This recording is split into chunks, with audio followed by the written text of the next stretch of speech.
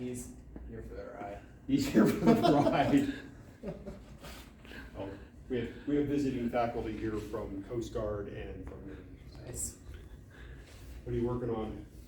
Building a glider of like a F-22 kind of remodel that we had to like create like a little like programming like thing on Excel.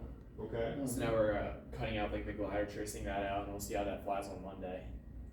Where are you flying it?